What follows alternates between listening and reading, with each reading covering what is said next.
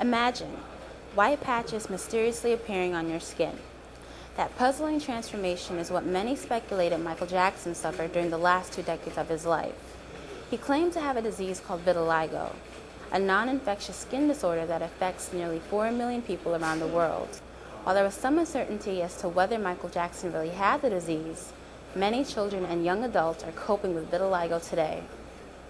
An aspiring doctor, Dara Nakunazad is your average college student living in the suburbs of New Jersey with his younger brother and parents.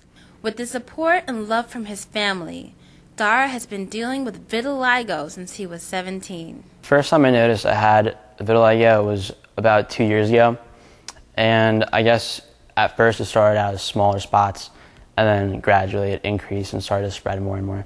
And since then, the vitiligo has spread to his chest and to his back. At first, I guess I was very, distraught to see this happen. But over time, I guess I got more used to it, more comfortable with it, and it's not so much of a big thing for me anymore. It's just kind of something I have to live with every day. So. But after taking her son to 3 different doctors, Dara's mom has a different take on the situation. We were more bothered with it than probably Dara or even the doctors. I mean, they felt that, okay, this disease has no cure, and he's just got to learn to live with it. According to SEMA, insurance companies are refusing to cover Dara's medical treatment, calling it a cosmetic disease. The doctor had told us that they will not pay for this type of thing. It's not cosmetic. They have to understand it's for vitiligo. It's not a treatment that he's taking to make himself look pretty.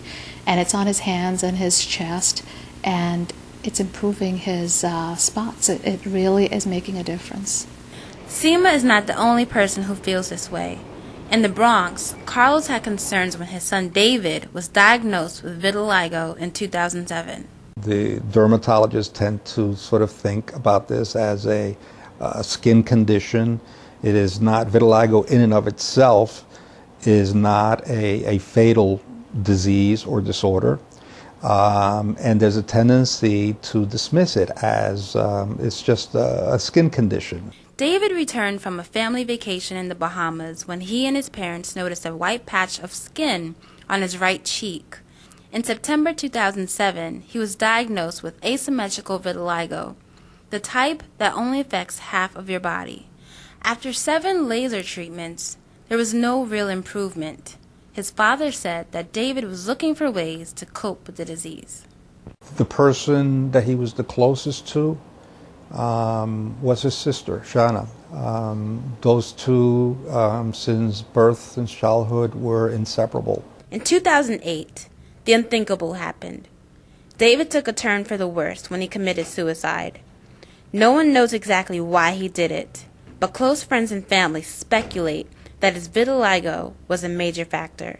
The exact constellation of thoughts in his mind that morning, on that fateful morning 1 year ago today, will forever remain a mystery. He got the stares from strangers in the subway. But he said to his mother once that he sometimes felt like a monster. 1 year after his death, Carlos finds himself staring at David's pictures. A lot of people who lose a loved one and find it difficult to have pictures, but I find it comforting having him around me. Meanwhile, Dara's positive outlook on life has allowed him to surpass the heartache and depression that challenges some with the disease.